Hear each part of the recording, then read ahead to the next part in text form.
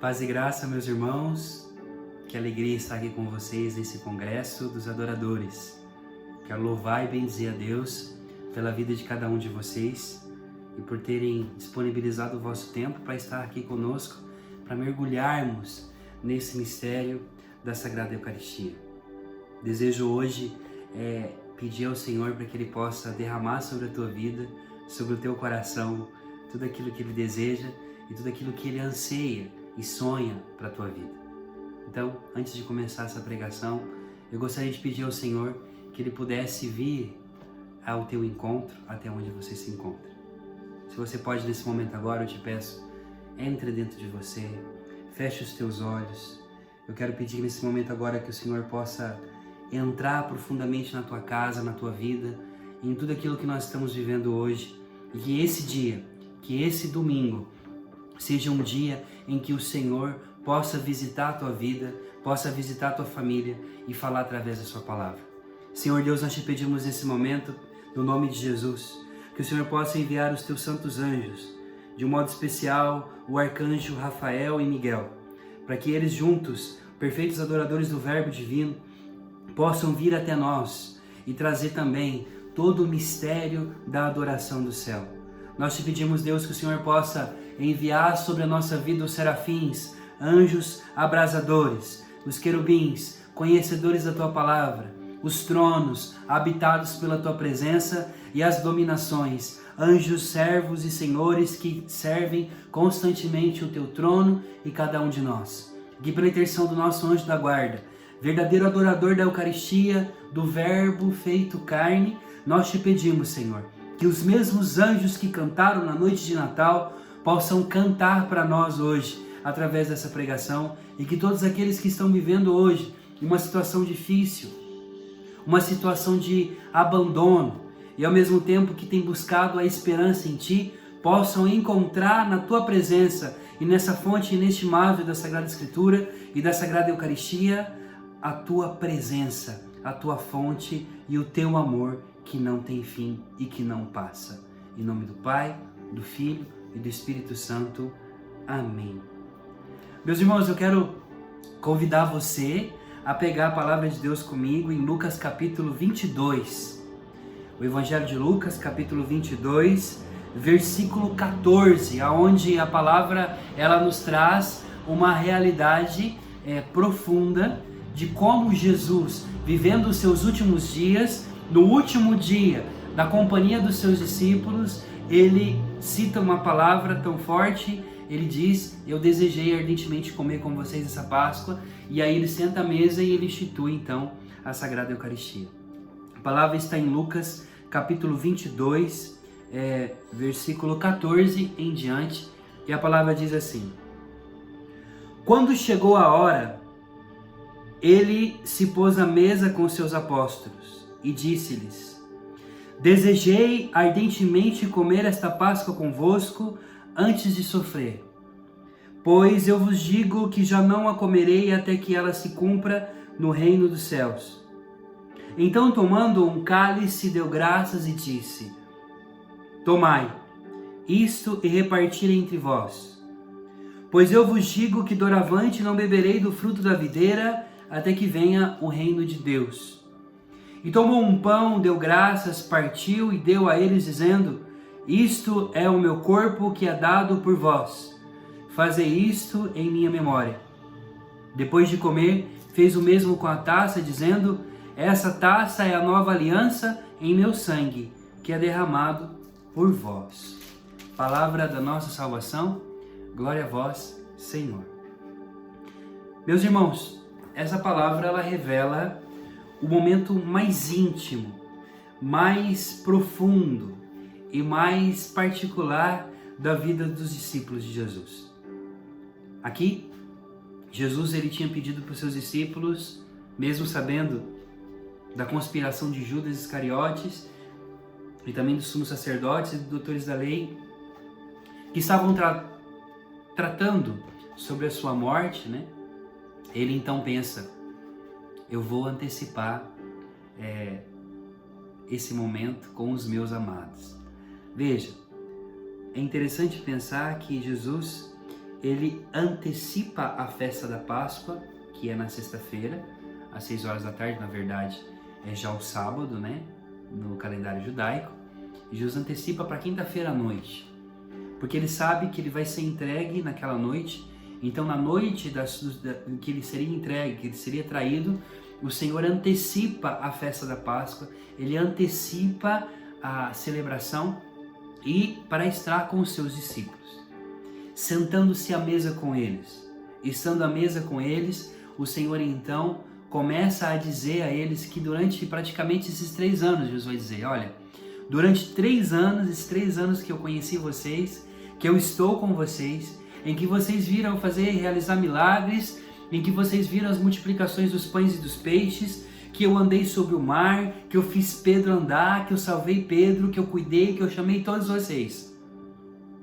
Nada é mais importante do que esse dia. Eu desejei ardentemente comer esta Páscoa com vocês. Jesus está dizendo, a última Páscoa da minha vida, a última celebração da Páscoa da minha vida, eu quero celebrar com vocês. Veja, Jesus, com a idade dos seus aproximadamente 33 anos, durante 33 vezes ele celebrou a Páscoa. E como um rabino, ele celebrava a Páscoa com todo o seu ritual judaico que era necessário. Então, ele durante 33 anos, 33 vezes, mas na 33ª vez, Jesus não celebra a Páscoa no dia de sexta-feira, no dia do sábado, iniciando nas 6 horas da tarde, no pôr do sol da sexta-feira, mas ele o faz à noite, na quinta-feira. Ora, ele antecipa a Páscoa, ele antecipa e diz, eu desejei ardentemente comer esta Páscoa com vocês, antes de sofrer. Essa palavra ela é muito poderosa porque ela mostra para nós uma realidade em que nós temos que entender que a Santíssima Eucaristia, que a instituição da Eucaristia é a celebração também da Páscoa do Senhor. E quando nós falamos da Páscoa no calendário litúrgico, nós não estamos falando somente do Tríduo Pascal. E o Tríduo Pascal não é somente pensar o Tríduo Pascal que começa na quinta-feira e termina no domingo. Não é a Páscoa, ele é o Tríduo Pascal. Porque a Páscoa inteira, ela começa onde? Ela tem o mistério pascal de Cristo, ela tem seu início desde a encarnação até a ressurreição, a ascensão de Jesus aos céus. A Páscoa nada mais é do que a vida de Deus, a comunicação de uma vida que não passa, de um Deus que entrou na história da nossa salvação, que entra na história do homem, esse Deus que, segundo o apóstolo Paulo, se esvaziou a si mesmo na sua kenosis, esvaziando-se, tornando-se obediente até a morte, tornando-se um de nós, se encarnando, se tornando um, assumindo a nossa natureza, assumindo a nossa história, assumindo os nossos pecados, assumindo as nossas feridas, assumindo e se tornando irmão como nós, como diz a carta aos Hebreus, aonde ele, sofrendo, ele teve que compadecer-se de nós e ao mesmo tempo se assemelhar aos seus irmãos. Jesus, nesta noite de quinta-feira, senta com os seus discípulos numa noite. Por que numa noite? Porque foi numa noite também que Deus visitou o seu povo no Egito. Nós vamos ver essa palavra no capítulo 12 do Êxodo. Depois de 400 anos que Israel viveu escravo no Egito, depois de 400 anos que Israel já não podia mais viver sobre o fardo, sobre o jugo da escravidão do faraó, Deus encontra Moisés no deserto da sua dor. Deus encontra Moisés no seu exílio, na sua vergonha, e o chama através de uma sarça ardente para que ele possa, junto com o seu irmão Arão, ir até o Egito e, em nome de Deus, tirar Israel de lá. O Senhor, ele diz a Moisés que ele viu, ouviu e desceu para buscar os seus filhos que estavam escravos no Egito. E nós sabemos a história. Nós sabemos que Faraó endurece o seu coração E o Senhor tentando também convencer o coração de Faraó. O Senhor também tentando converter o Egito e confrontando os deuses do Egito. O Senhor vai, através das 10 pragas, fazendo aquilo que eu chamo de o confronto dos deuses.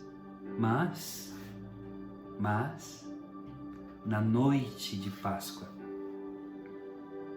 um dia antes de partir, Deus pede aos hebreus, aos escravos, aqueles que estão na senzala no Egito, de poder celebrarem uma vitória, de celebrarem a festa da Páscoa, a festa da passagem, uma festa que ainda não tinha acontecido, que é a festa da libertação.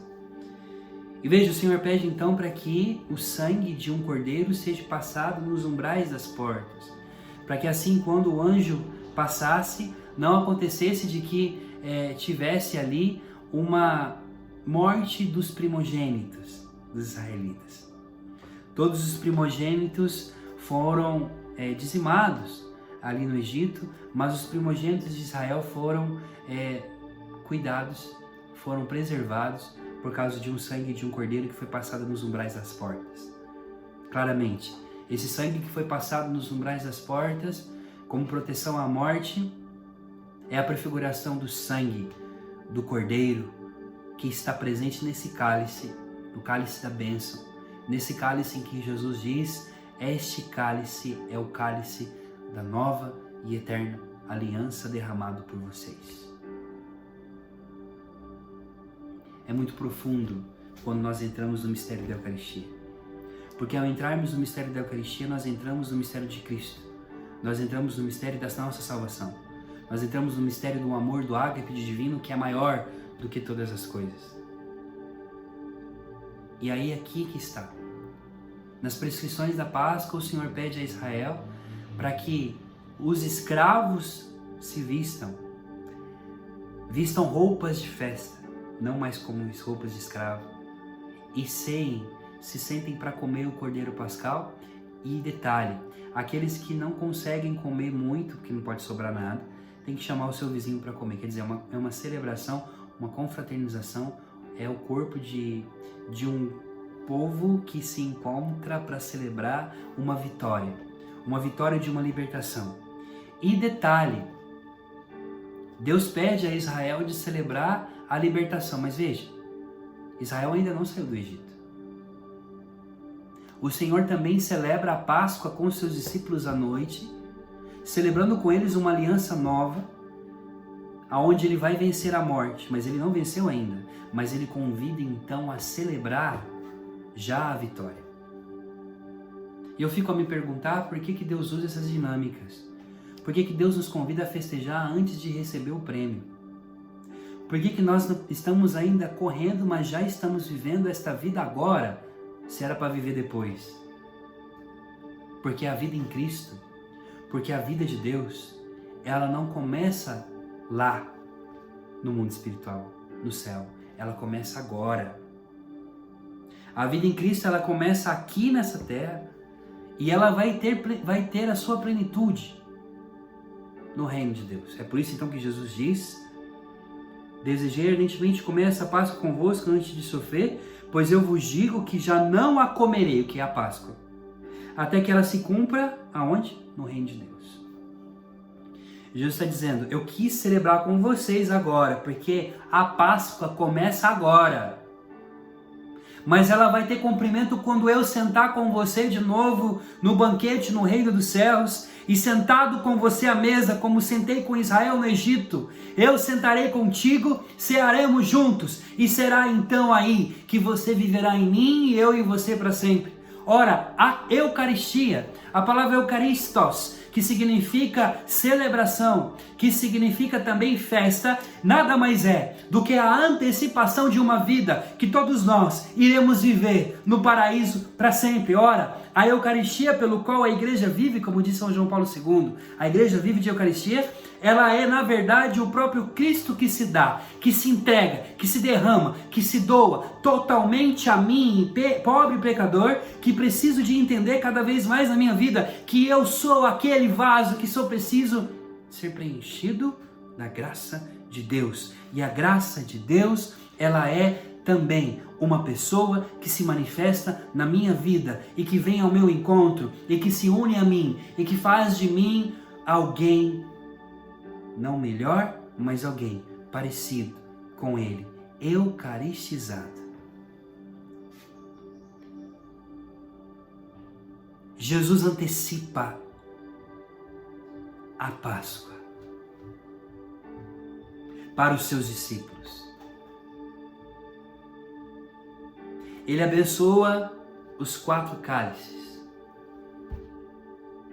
como é a celebração da Páscoa. E o cálice da angústia, que é o último, o cálice da provação, que é o último, ele toma sozinho no Getsemane. Por isso que Jesus diz: Pai, se possível, afasta-te de mim esse cálice.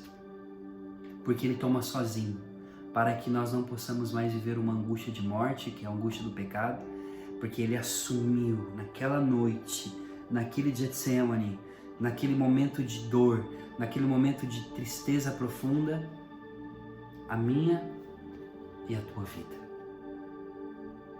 E aí o Senhor diz, então, tomando uma taça, dizendo que ele não vai beber mais esse fruto da videira até que venha o reino de Deus. O reino de Deus, ele é aquilo que já acontece na liturgia da Santa Missa. O cálice que bebemos e o pão que comemos já é a antecipação daquilo que viveremos na liturgia do céu. É Cristo que se senta à mesa conosco no altar, é Cristo com a comunidade reunida através do sacerdote, que se senta à nossa mesa conosco e partilha e parte o seu pão e dá a sua vida. Ora, o pão é o alimento, é o símbolo do alimento do antigo, da antiguidade e hoje. Nós temos o pão porque o pão ele sustenta. O pão ele tem a capacidade de reunir em si grãos de trigo. Veja, grãos de trigos moídos. São vários grãos de trigo. Se você pegar uma semente do trigo e plantar, vai nascer um pé de trigo diferente da outra semente que você plantou. Tertuliano ele diz para nós, o padre da igreja, que a Eucaristia nada mais é do que vários grãos de trigos reunidos. Por isso a Eucaristia ela tem essa dimensão da comunhão. Ela é o sinal visível, é o sacramento do sinal visível da unidade da igreja. Da unidade da igreja que se reúne em volta do altar, em volta do sacerdote que representa a Santa Igreja e que celebra a presença do Senhor que se dá totalmente para nós. Eu sou um grão de trigo, você é um grão de trigo, destinado a morrer, mas dá, como Jesus, bons frutos, porque se o grão de trigo caído na terra não morre, ele não produz fruto. Então o pão eucarístico, ele não é um símbolo. O pão eucarístico é uma realidade. O pão eucarístico é Cristo, é o corpo de Cristo, pelo qual eu sou membro e você também o é, que vivendo esmagados, que vivendo moídos pela vida, que vivendo destruídos de alguma forma, sendo pisados, sendo triturados, nos tornamos então farinha. Veja, esses dias para trás, alguém me mandou uma frase muito linda de um grande padre da igreja que eu amo muito, Santo Efrém Sírio, onde Santo Efrém Sírio diz assim: tentaram nos sepultar, mas esqueceram que nós éramos sementes. Ora, o cristão que é semente não tem medo da cova. O cristão que é semente não tem medo do buraco. O cristão que é semente não tem medo do sepulcro, porque ele sabe que muitas vezes, como diz Chesterton, o cristianismo se assemelha a Cristo porque muitas vezes nos mataram e muitas vezes nós ressuscitamos. Inúmeras vezes fomos mortos e inúmeras vezes ressuscitamos. E como diz ainda Tertuliano, os mártires são sementes de novos cristãos. Ora, nós somos sementes, nós somos grãos de trigo, pelo qual, moídos em Deus, acrescentados com a água do Espírito pelo batismo, somos compactados, nos tornamos um só corpo, nos tornamos aí nele, e nele, por ele e para ele. Como diz o Apocalipse, uma raça de sacerdotes e de homens e mulheres redimidos pelo seu sangue. O pão eucarístico é isso. O pão eucarístico, na verdade, é a minha e a tua vida configurada à vida de Cristo. É o corpo de Cristo que se consagra, é Jesus que se dá totalmente pela sua igreja, à sua igreja, derramando-se, dando-se totalmente a ela. Eu faço parte de uma igreja que me ensina que a minha vida não é vivida sozinha, que as minhas lágrimas não são derramadas sozinha, que as minhas orações não são feitas sozinha, que a Ave Maria que rezo, que a Eucaristia que comungo, que os sacramentos que celebro, eu celebro com uma igreja militante, com uma igreja padecente no purgatório e com aquela triunfante no céu. Quando um católico comunga no mundo, ele está em comunhão comigo. Eu vou conhecê-lo no céu, na sua plenitude. Mas a realidade da Eucaristia é que existe um corpo, e que não é um corpo somente institucional, é um corpo vivo, um organismo vivo. A igreja é um organismo vivo, são pessoas, pedras vivas, como diz o apóstolo Paulo. Então, Jesus ele pega esse elemento do pão para nos dizer de fato o que é a Eucaristia. E depois ele diz: isso é meu corpo que é dado por vós. Jesus está dizendo: o meu corpo, a minha vida, tudo aquilo que eu sou, agora é de vocês.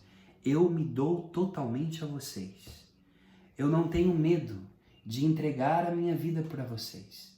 Eu desejo que vocês possam derramar a vida de vocês cada vez mais e entender que eu ainda sou o Senhor da vossa vida. O Senhor, então, o que Jesus ele quer nos ensinar através dessa palavra? Jesus ele quer dizer para nós, meus irmãos, que nós somos não somente homens e mulheres sozinhos. Nós somos homens e mulheres singulares como as sementes do trigo, mas que unidos pela água do batismo, nos tornamos um corpo que canta uma única canção. Santo, Santo, Santo é o Senhor Deus do universo. Ele fala: fazer isto em memória de mim. Veja, essa palavra memória, do grego amnese, não significa somente recordação. Mas o memorial, na verdade, ele é aquilo que na teologia litúrgica, nós chamamos de atualização do mistério.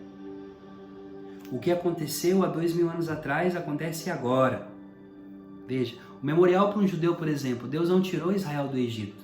Deus tira Israel do Egito. Tanto que no rito da Páscoa, tem um momento, no rito da Páscoa judaica, tem um momento em que o filho mais novo, a criança mais nova, pergunta: por que essa noite diferente? O pai responde: porque hoje Deus nos tirou do Egito.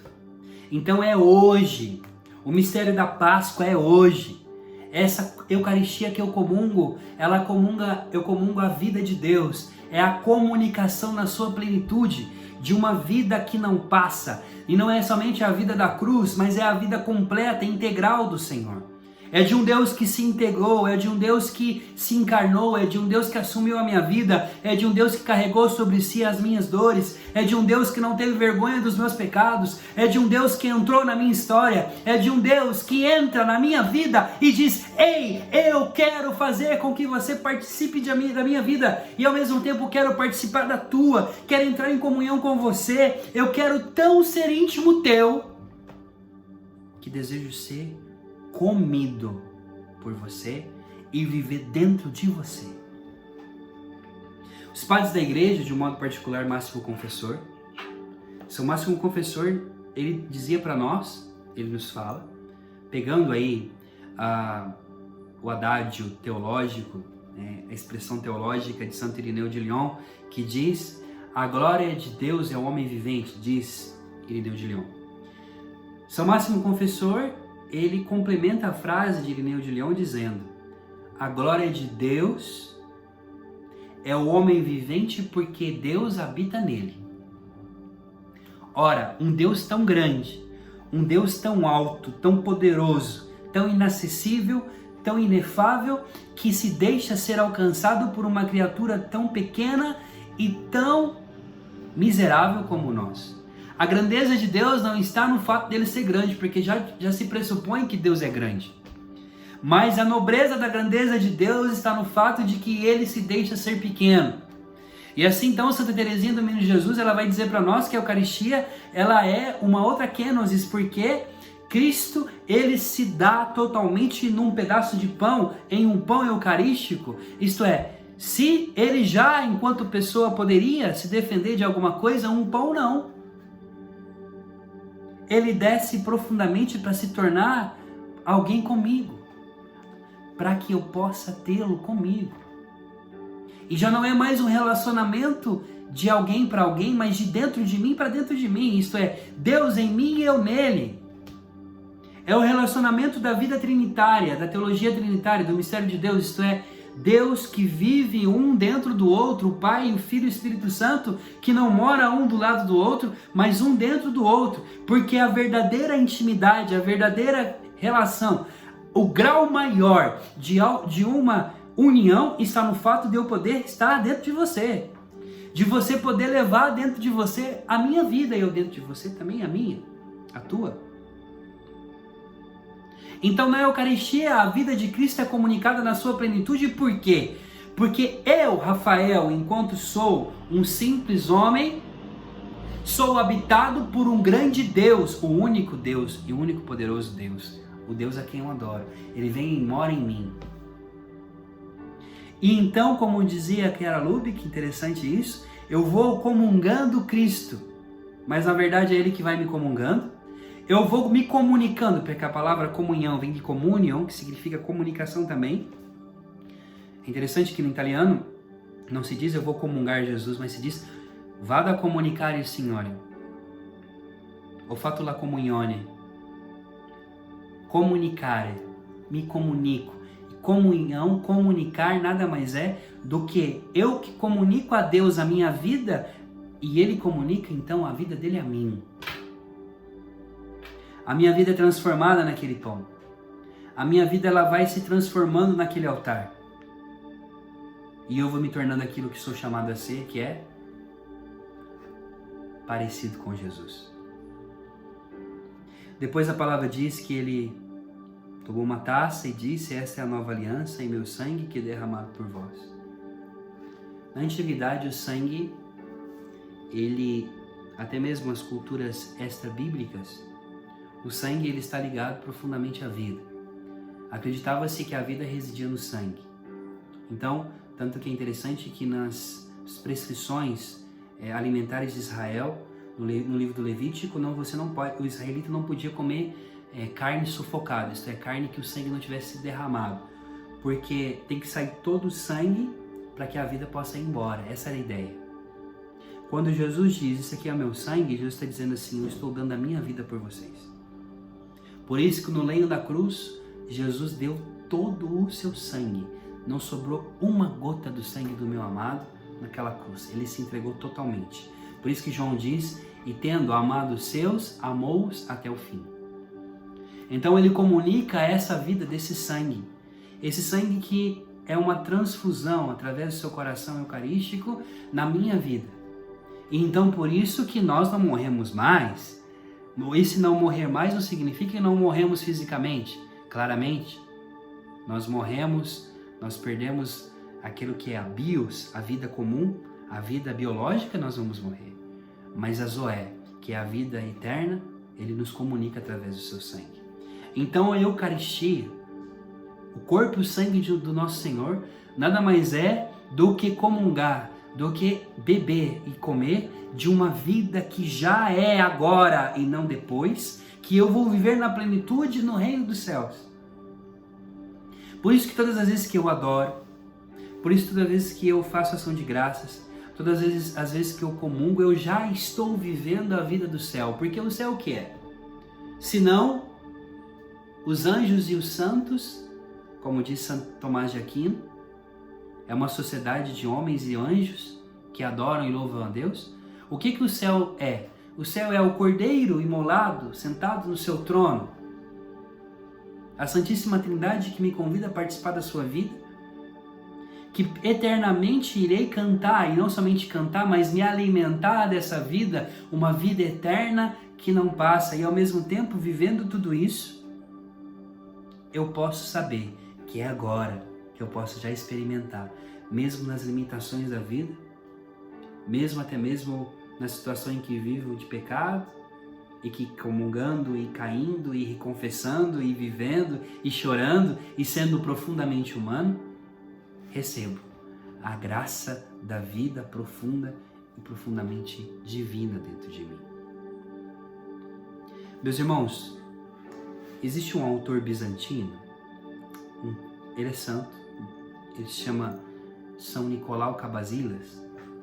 Ele diz algo tão profundo sobre a Eucaristia, e ele diz assim, que a Eucaristia, ela é o ápice.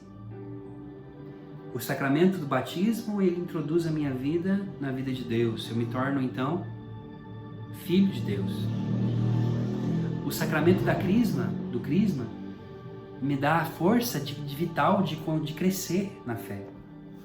Mas a Eucaristia me alimenta. E ele diz, a Eucaristia, ela é o grau mais alto, aquilo que deve ansiar a minha vida. Por quê? Porque acontece uma união de duas pessoas. Veja, nós temos a doutrina da união hipostática, isso é um termo teológico. A união hipostática nada mais é do que a união da natureza de Deus, de Jesus, Filho de Deus, a natureza divina, com a natureza humana. Então isso se chama união hipostática. Duas naturezas que se unem, é o mesmo Deus, verdadeiro homem, 100% Deus, 100% homem, unido. Aí Cabasilas ele vai além, ele diz assim, que quando eu comungo a Eucaristia, acontece uma união hipostática também, isto é, a pessoa, a hipóstase trinitária do Cristo, a pessoa divina de Jesus, se une à minha pessoa. Acontece essa hipóstase, essa união hipostática.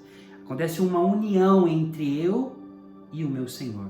E aí é chamado então de divinização, isto é, eu participo, a participação na sua vida plena da vida divina. Veja, vida, alimento e o vinho da Eucaristia, ele é fruto do quê? É fruto da uva. De uvas pisadas, de uvas que foram moídas, de uvas que foram extraídas de dentro dela o suco mais nobre. Veja, o cristão, ele quando é esmagado, é quando ele dá o doce e alegra os palácios dos reis. Nós somos uva, nós somos trigo, nós somos em Cristo aquilo que Ele desejou desde toda a eternidade. Sermos filhos no Filho. Desejo que esse congresso de adoradores te dê então a possibilidade de entender que a Eucaristia, ela é a vida da igreja porque ela é o Cristo. Parece pão, mas não é pão. Parece vinho, mas não é vinho.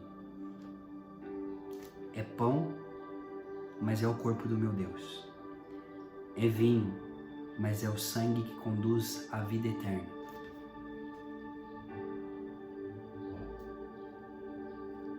O sacramento da Eucaristia, ele nos dá a graça de entrarmos no mistério pascal de Cristo e vivermos a sua vida. Por isso ninguém pode dizer que está sozinho, porque sozinho não estamos pelo fato que Ele em nós habita. eu quero pedir a Jesus nesse momento que Ele possa entrar na tua casa, aonde você está. Talvez faz muito tempo que você não comunga Jesus por causa da situação da pandemia, mas saiba de uma coisa: Jesus permanece conosco. Essa é a palavra. Eu estarei convosco todos os dias até o fim do mundo. E Ele conhece a casa dele. E a casa dele é onde é? O teu coração. Jesus não deixa de visitar você nesse dia, nesse tempo. E hoje eu quero pedir a Deus, pela graça do Espírito Santo, que Ele possa entrar na tua casa. E que você possa reunir os teus grãos de trigo. Que você possa reunir as tuas uvas esmagadas. Os teus sofrimentos, as tuas lágrimas, o teu sangue. E tudo aquilo que tem sido massacrado na tua vida e reunir aqui diante desse altar. Eu te convido nesse momento a você fechar os seus olhos e a imaginar nesse momento, pensar nesse momento no altar da tua igreja, no teu sacerdote, do teu bispo, do Santo Padre, em toda a igreja reunida em torno a esse altar. Senhor Jesus, eu te louvo e te agradeço junto com esses meus irmãos, porque nós somos católicos, porque nós estamos em volta do teu altar, Deus. Porque nós estamos aqui como Israel esteve no Egito. E o Senhor veio nos visitar na nossa escravidão e nos chamou para poder partir para uma terra que emana leite e mel. Obrigado por esse pão que nos alimenta e esse vinho que nos dá coragem de continuar a caminhar sem ter medo. Abençoe, Senhor Deus, a vida de todos aqueles que estão nesse congresso. Que possamos viver na Tua presença todos os dias.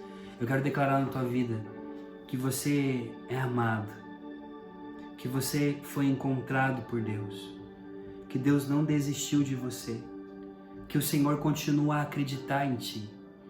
Por isso, Deus, eu te peço nesse momento, derrama o teu amor, derrama a tua misericórdia, derrama tudo aquilo que o Senhor tem sobre a vida desses meus irmãos que estão participando conosco.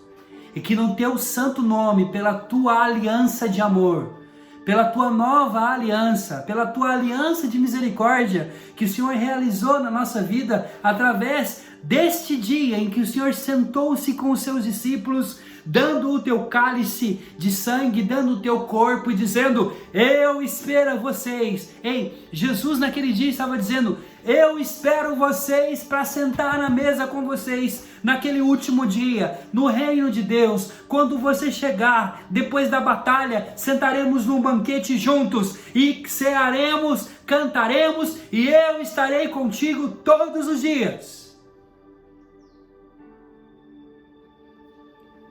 E termino essa pregação fazendo a oração final da profissão de fé que nós celebramos na noite de Páscoa, quando nós dizemos que nós cremos em Deus Pai Todo-Poderoso, Criador do céu e da terra. Que nós cremos em Jesus Cristo, seu único Filho, nosso Senhor, que foi concebido pelo poder do Espírito Santo, nasceu da Virgem Maria, padeceu sob Pôncio Pilatos, foi crucificado, morto e sepultado, desceu ao mansão dos mortos. Ele ressuscitou no terceiro dia, ele subiu aos céus e está sentado à direita de Deus Pai Todo-Poderoso. E um dia ele virá julgar os vivos e os mortos. Eu creio também na ressurreição, na comunhão dos santos, na ressurreição da carne, na vida eterna. E aí o padre diz assim: esta é a nossa fé. E nós nos orgulhamos de professá-la. Esta é a nossa fé. Esta é a fé da igreja. E nós orgulhamos de professá-la em Cristo nosso Senhor. Ei, todas as vezes que você recebe a Eucaristia, você recebe o mistério daquilo que nós rezamos agora.